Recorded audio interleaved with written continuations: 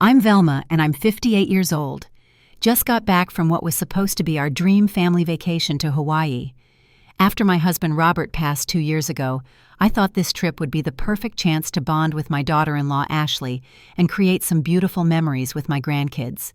I was so excited to finally have that special family time I'd been craving.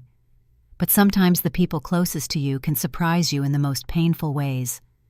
What started as my generous gift to the family turned into a lesson about respect that nobody saw coming. Before I tell you what happened on that beach in Maui that changed everything, let me ask where you're watching from today. Hit that like button if you've ever felt unappreciated by family, and don't forget to subscribe because trust me, this story has a twist that will leave you speechless. Now let me take you back to how this all began. Let me tell you about my family first, so you understand what made this trip so important to me. My husband Robert and I were married for 35 wonderful years before cancer took him from us. He was my rock, my best friend, and losing him left a hole in my heart that I'm still learning to live with. Our son Marcus is 32, now works as a software engineer up in Seattle, and he's always been such a caring boy. When he married Ashley 3 years ago, I was over the moon. She seemed sweet ambitious with her marketing career, and I thought finally I'd have the daughter I never had. Marcus and Ashley have 2 beautiful children together. Emma just turned 6 and is curious about everything, always asking questions that remind me of my teaching days. Little Noah is 4 and has the most infectious giggle you've ever heard. Being their grandmother has brought so much joy back into my life after Robert's death. These kids are my world, and I'd do anything for them. Now, I'll be honest with you. My relationship with Ashley has always been a bit complicated. I retired from teaching elementary school 5 years ago, and I've always been the type of person who likes to plan ahead and take care of details. Robert used to tease me about making lists for everything, but that's just how I show love. I research restaurants before we go out, I pack extra snacks for the grandkids, and yes, I probably ask too many questions about their lives because I care deeply.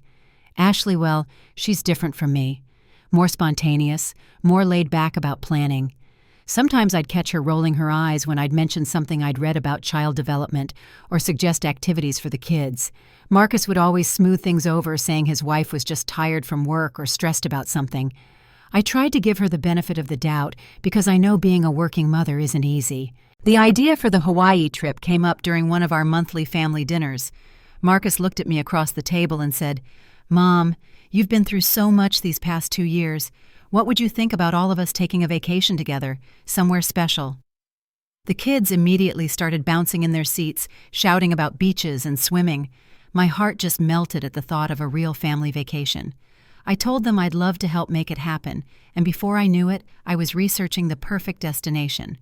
Hawaii had always been on Robert's and my bucket list, but we never got the chance to go before he got sick. Using some of the life insurance money felt like the right way to honor his memory while creating new ones with our family. I spent weeks researching the best family-friendly resorts in Maui. I found this gorgeous place with a 2-bedroom suite that would be perfect for all 6 of us. The resort had pools for the kids, activities for adults, and restaurants with something for everyone. When I told Marcus I wanted to contribute $8,000 toward the trip, his eyes filled with tears. "Mom, that's too generous," he said, but I insisted. This was my gift to our family. Ashley's reaction was different. When Marcus told her about my offer over speakerphone, I heard her say, "Do we really need Velma to come with us? This was supposed to be our family time." Marcus quickly responded, "Ashley, Mom needs this. She's been so lonely since Dad died, and it would mean everything to her." There was a long pause before Ashley agreed, but I could hear the reluctance in her voice. The weeks leading up to the trip were filled with excitement and preparation. I researched the weather patterns, the best restaurants, family-friendly activities, and even local cultural events that might be educational for the kids. I bought new outfits for Emma, and Noah packed a first aid kit with everything we might need and created a detailed itinerary with backup plans for rainy days. During one of my phone calls with Marcus about the trip details, I overheard Ashley in the background saying, "Your mom is being extra again." I felt a little sting at that comment, but I told myself she was probably just stressed about taking time off work. I decided to brush it off and focus on how wonderful this trip was going to be for all of us. Our first day in paradise started beautifully. The resort was even more stunning than the photos, with lush gardens and crystal-clear pools overlooking the ocean. I was practically vibrating with excitement as we checked into our suite. The kids were amazed by everything, and seeing their faces light up made all the planning worthwhile. As we settled in, I pulled out my carefully organized folder with restaurant recommendations, activity schedules, and local attractions. "Look what I found," I said enthusiastically, spreading brochures across the coffee table. "There's this amazing snorkeling spot that's perfect for families, and I read that Mama's Fish House has the best seafood on the island. We should make reservations." Ashley looked up from unpacking and gave me this look I couldn't quite read. "Velma, we just got here. Can we maybe figure things out as we go, instead of planning every single second?" Her tone had an edge to it that made Marcus glance between us nervously. "Of course," I said, trying to keep my voice light. "I just thought it would help to have some options. You know how busy these places can get." I was genuinely trying to be helpful, but Ashley just shrugged and continued unpacking without another word.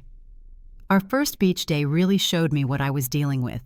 I came prepared as always, with a large umbrella for shade, plenty of sunscreen towels for everyone, and a cooler packed with snacks and drinks for the kids. Emma and Noah were delighted when I pulled out their favorite crackers and juice boxes.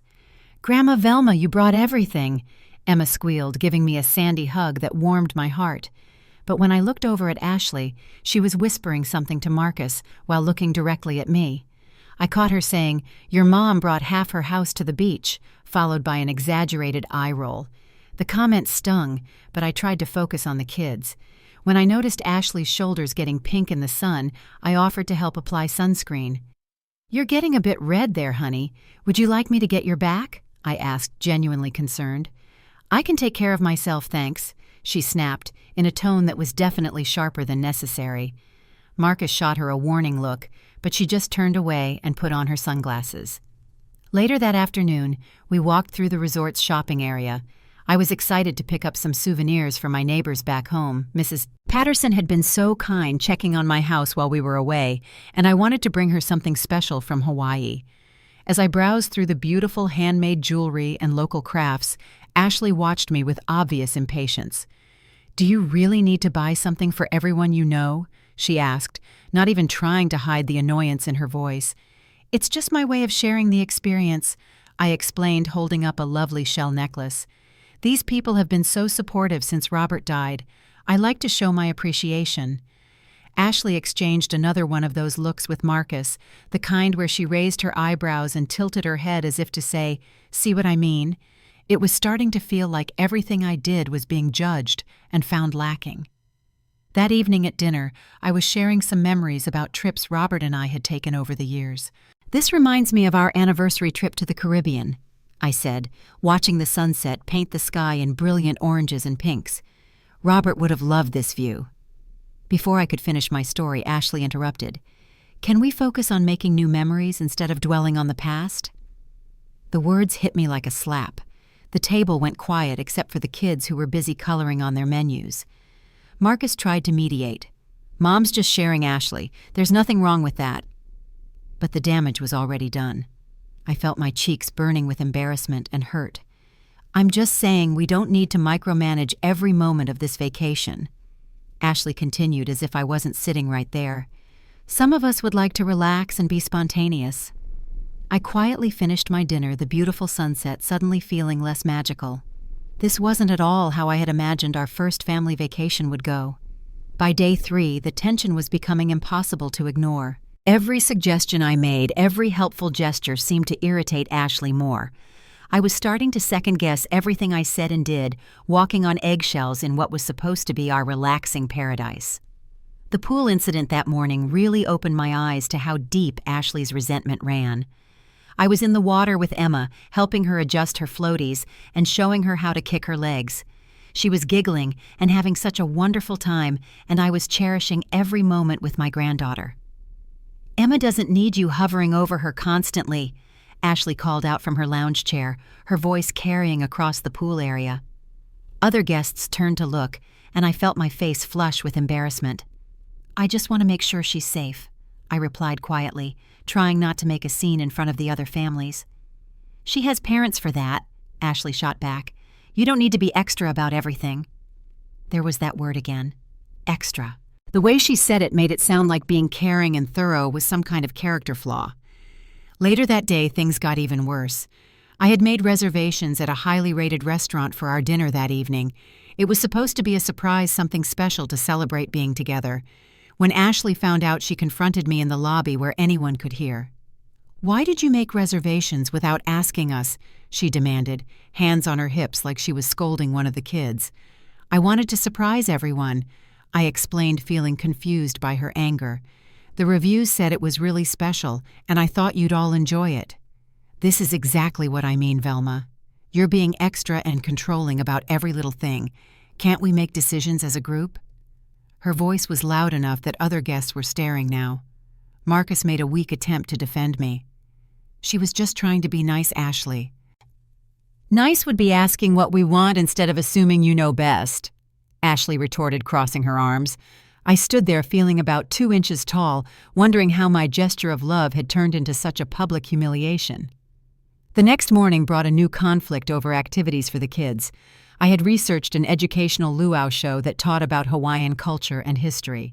I thought Emma and Noah would love learning about the islands while being entertained. "Not everything has to be a learning experience, Velma," Ashley said when I mentioned it over breakfast. "They're 4 and 6 years old. They just want to play and have fun." "I thought the kids might enjoy learning about Hawaiian culture while we're here," I said, trying to explain my reasoning. "It's such a rich history, and they're at the perfect age to absorb new things." "Or we could just let them be kids and enjoy the beach," Ashley replied, her tone suggesting that my idea was completely ridiculous. The tension at our breakfast table was so thick you could cut it with a knife. Marcus looked uncomfortable. The kids sensed something was wrong, and I felt like I was ruining everyone's vacation just by being myself. That afternoon, I overheard a phone conversation that broke my heart completely. Ashley was on the balcony talking to a friend while I was in the bathroom. She must have thought I couldn't hear, but her voice carried through the sliding door. "Marcus's mom is driving me crazy," she was saying. "She's so extra and needy about everything. Honestly, I feel like I'm babysitting a grown woman instead of enjoying my vacation. She has to control every meal, every activity, every moment of the day. I just want her to back off and let us have some space." I sat on the edge of the bathtub, feeling like someone had punched me in the stomach. Is that really how she saw me? As needy and controlling instead of caring and helpful? I had spent weeks planning this trip out of love, used my late husband's insurance money to give our family this experience, and she saw it all as annoying interference. When Marcus found me later sitting quietly on the bed, he could tell something was wrong. "What's the matter, Mom? You look upset." "Nothing, sweetheart," I managed to say. "Just a little tired from all the sun." But inside, I was asking myself if maybe Ashley was right. Maybe I was being too much. Maybe my way of showing love was actually pushing people away. By day 5, I had reached my breaking point, though I didn't realize it yet. The final straw came during what was supposed to be our exciting snorkeling adventure. I had booked this trip weeks in advance, researching the best family-friendly spots and making sure it would be safe for everyone. The problem was, I'm not the strongest swimmer. Robert had always been the water person in our relationship, and after he passed, I hadn't had much opportunity to practice. As we boarded the boat that morning, I was already feeling nervous about getting in the open ocean. When the guide explained the snorkeling process and we arrived at the reef, my anxiety started to spike. The water looked so deep and vast, nothing like the resort pool where I felt comfortable. I watched as Marcus and the kids jumped in eagerly, but I hesitated on the boat's edge. "If you can't handle it, maybe you should just stay on the boat," Ashley said, not even trying to hide her impatience. There was no concern in her voice, no offer to help or stay with me, just irritation that I might slow down her perfect snorkeling experience. "No, I want to try," I said, determined not to be seen as the burden she clearly thought I was. "I'll be fine." But as soon as I got in the water, I knew I was in trouble. The life vest felt bulky and confusing, the mask kept filling with water, and I couldn't get comfortable with breathing through the snorkel. Within minutes, I was panicking. The water felt too deep, too overwhelming, and I couldn't catch my breath properly. I started flailing, trying to get back to the boat, but not making much progress. Other tourists on the trip were staring as I struggled in the water like a child. Ashley's reaction still haunts me. Instead of showing concern or trying to help, she looked annoyed and embarrassed. "This is exactly why I said you should stay on the boat," she called out loudly enough for everyone to hear. "I knew this would happen." Marcus had to swim over and help guide me back to safety, which only added to my humiliation. Here I was, a grown woman being rescued by her son, while my daughter-in-law made comments about my inability to handle a simple activity. The other families on the boat tried to be polite, but I could see the pity in their eyes. Back at the resort, I was shaken and embarrassed beyond words. I went straight to our room to change and try to compose myself, but Ashley wasn't done with her commentary. By the pool where other guests were relaxing and enjoying their vacations, she started venting loud enough for everyone to hear. "I can't deal with this anymore," she announced to Marcus, as if I wasn't a real person with feelings. "She's being such a burden on this whole trip. Everything has to be about her and her limitations. We can't do anything normal without it becoming a drama." I was sitting in a nearby chair pretending to read my book, but every word felt like a dagger. Other guests were definitely listening now, and I wanted to disappear into the ground. This was supposed to be my gift to the family, my chance to bond and create memories, and instead, I had become the entertainment for strangers watching our family drama unfold. "This was supposed to be our family vacation," Ashley continued, "not a senior care trip where we have to accommodate someone who can't keep up with basic activities." I quietly got up and walked back to our room, tears streaming down my face. In the bathroom mirror, I looked at my 60-year-old reflection and wondered when I had become such a burden to the people I loved most. That evening, our last night in Hawaii, we went to the resort restaurant for what should have been a celebration dinner. Instead, it became the moment that changed everything between us forever. As we looked at the menu, I tried to lighten the mood by offering to pay for my portion separately. "Let me just cover my own meal tonight," I said, hoping to show that I didn't want to be a financial burden either. Ashley's response was swift and cruel. "Oh, now you're being extra about money too," she said loud enough for nearby tables to hear. "What's next, Velma?" "I just don't want to be a burden," I said quietly, the words barely audible as I stared at my menu. "Well, since you brought it up," Ashley said, leaning forward with this triumphant look, "you kind of have been." Marcus immediately jumped in. "Ashley, that's enough. You're going too far." But Ashley was on a roll now, like she had been holding all of this in for days, and finally had permission to let it all out. "What, I'm just being honest for once. Your mom is extra about absolutely everything, and it's exhausting for the rest of us.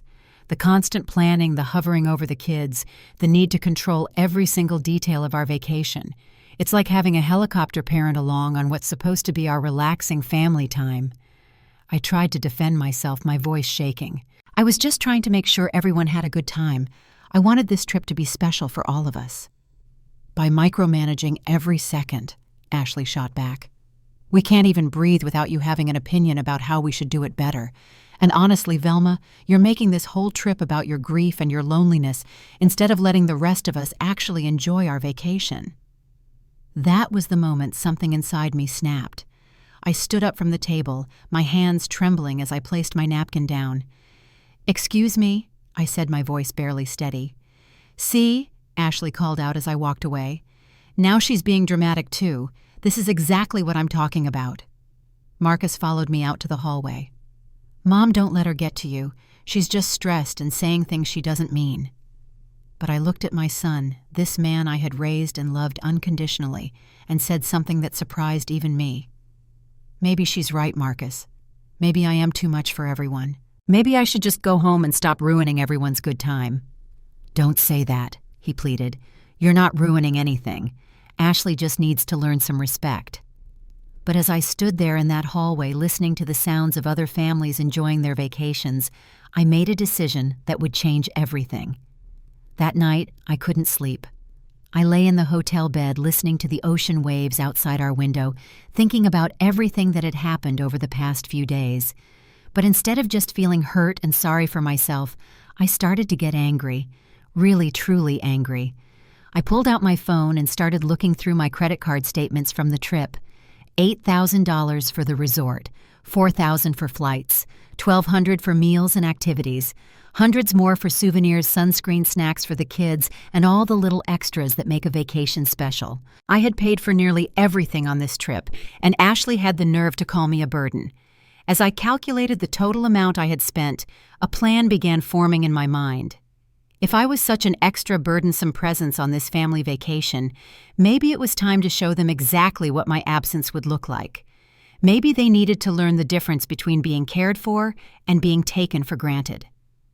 I quietly opened my laptop and started researching flights home. There was an early morning departure at 6 a.m. that would get me back to Portland by afternoon. Perfect. I could be gone before anyone woke up, and they could enjoy the rest of their extra free vacation exactly the way Ashley wanted. Next, I started making a detailed list of every expense I had covered. Not just the big things like the hotel and flights, but everything.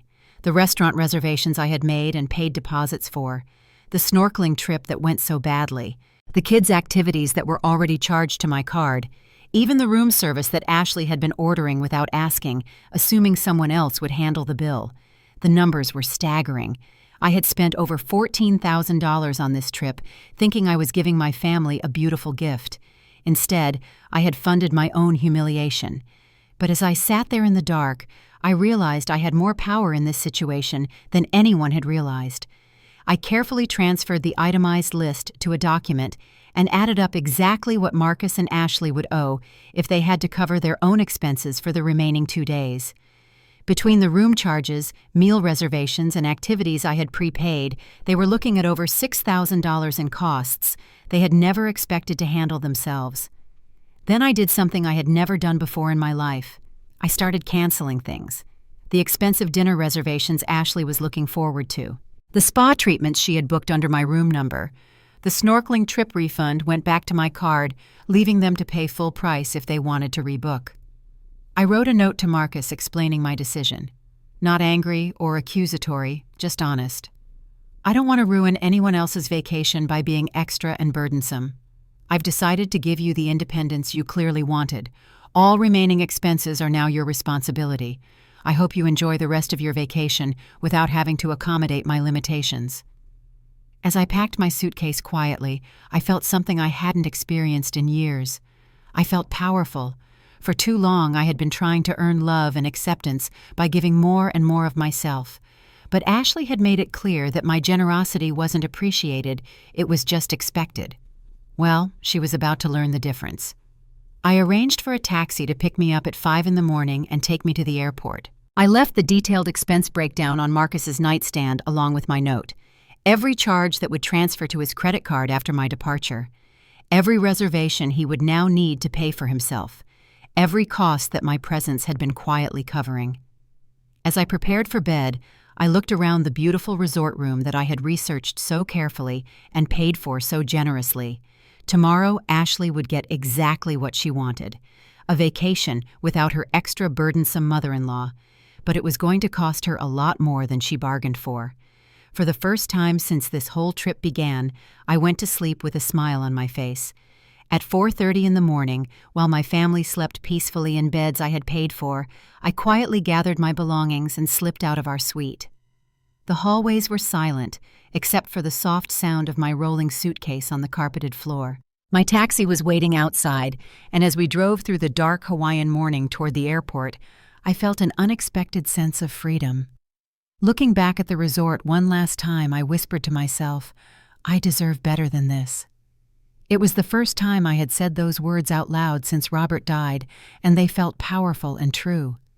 The flight home was the most peaceful part of my entire vacation.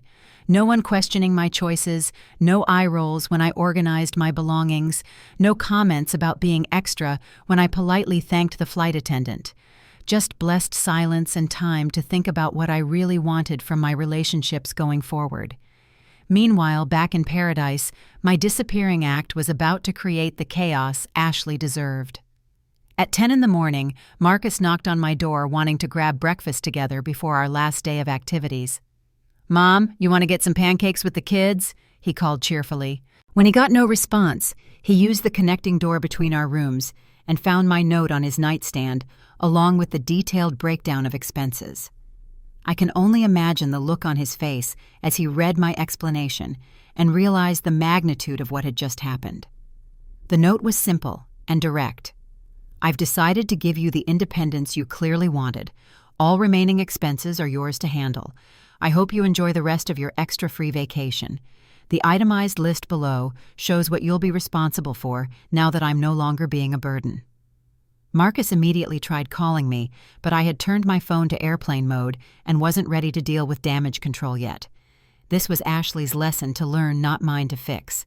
When Marcus showed Ashley the note and the expense breakdown, her initial reaction was predictably dismissive. "Good," she said, still lying in bed. "Maybe now we can actually relax and enjoy our last day without someone micromanaging every moment." But as Marcus read through the itemized list out loud, I imagine her confidence started to waver. "Hotel charges for tonight $450. Restaurant reservations for today that will have to pay cancellation fees for $300. The kids' activity passes that were prepaid on her card, $600. Room service charges from yesterday, $120. The list went on and on. Every expense that I had quietly absorbed over the past week was now their responsibility. Ashley's face must have gone completely white as she realized the financial reality of my absence.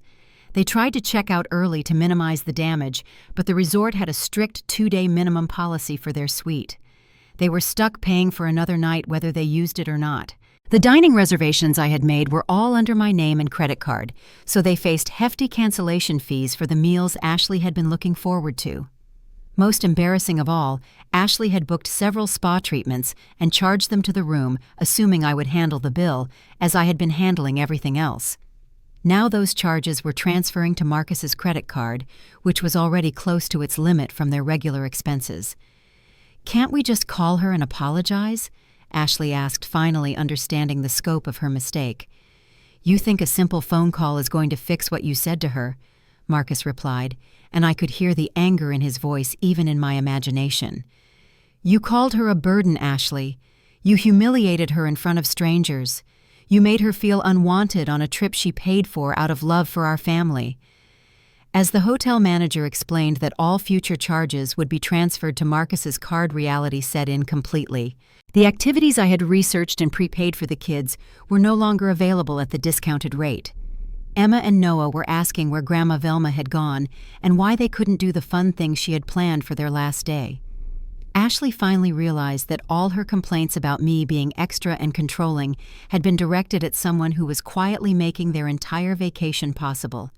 Without my planning, my research, my financial contributions, and my attention to detail, their dream vacation was turning into an expensive nightmare. "How was I supposed to know she was paying for everything?" Ashley asked desperately, as if ignorance excused cruelty. "Because that's who my mom is," Marcus replied, and I could picture the disappointment in his eyes. "She takes care of the people she loves even when they don't deserve it, and you just threw it all back in her face." The plane touched down in Portland in the early afternoon, and I took a taxi home to my quiet house. As I walked through my front door, I felt something I hadn't experienced in months. I felt proud of myself, proud for standing up for my dignity, proud for not accepting unacceptable treatment, and proud for teaching a lesson that needed to be taught. My neighbor, Mrs. Patterson, came over within an hour of my return. "Velma, you're back early. How was Hawaii?" she asked with genuine excitement. "I came home early," I told her honestly. "Sometimes you have to choose your own peace over other people's convenience." She studied my face for a moment. "You look different somehow. More free." And she was right. I did feel free. Free from the exhausting cycle of trying to earn appreciation from people who had decided to take me for granted. Free from walking on eggshells around someone who seemed determined to find fault with my every action. Free from sacrificing my own dignity in the hopes of keeping family peace. I spent the afternoon in Robert's garden, tending to his rose bushes and thinking about the lessons I had learned. "I spent so much energy trying to be needed that I forgot to protect my own worth," I said to his memory. It was time to stop over-functioning for adults who didn't appreciate the effort. The phone calls from Marcus started the next day. When I finally answered, his voice was filled with regret and exhaustion. "Mom, I'm so sorry about everything. Ashley feels terrible about what she said."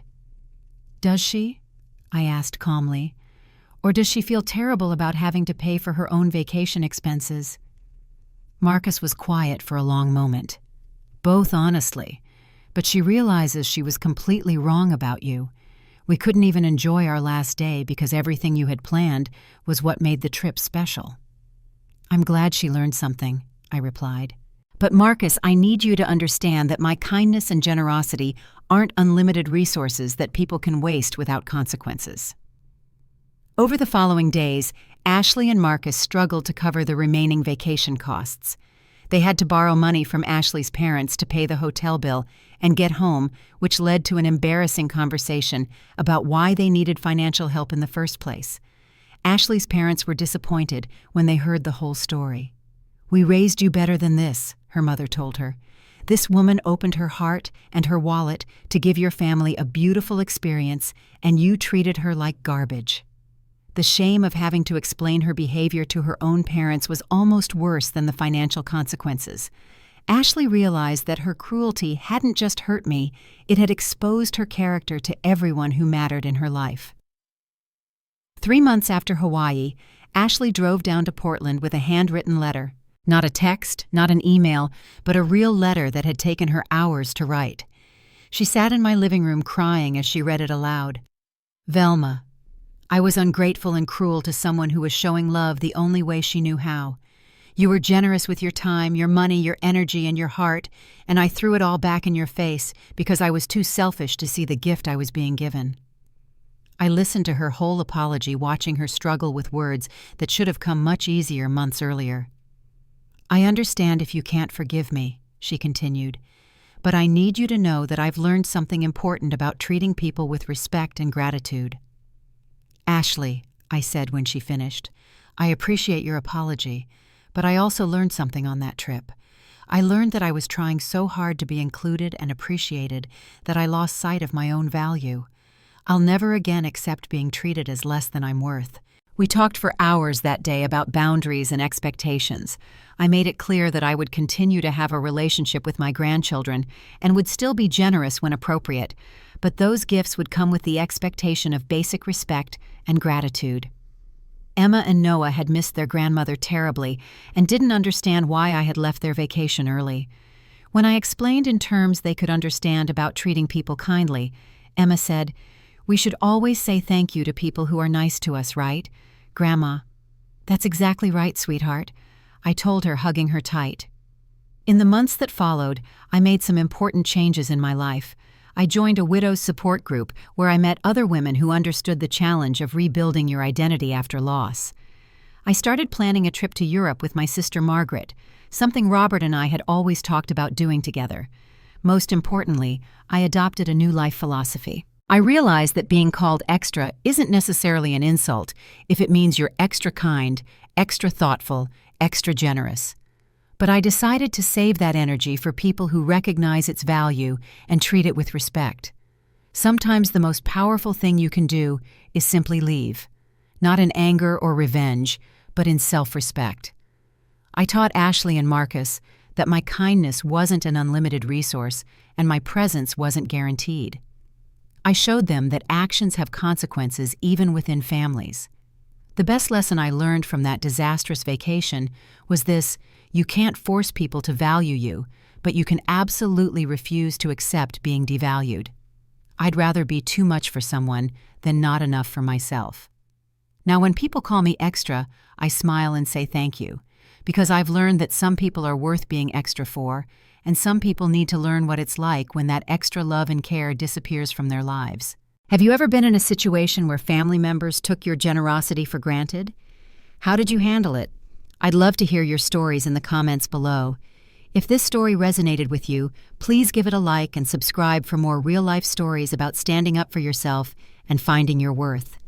Share this with someone who might need to hear that their kindness matters and should be respected. Thank you for listening to my story, and remember that you deserve to be treated with gratitude and respect by the people you love.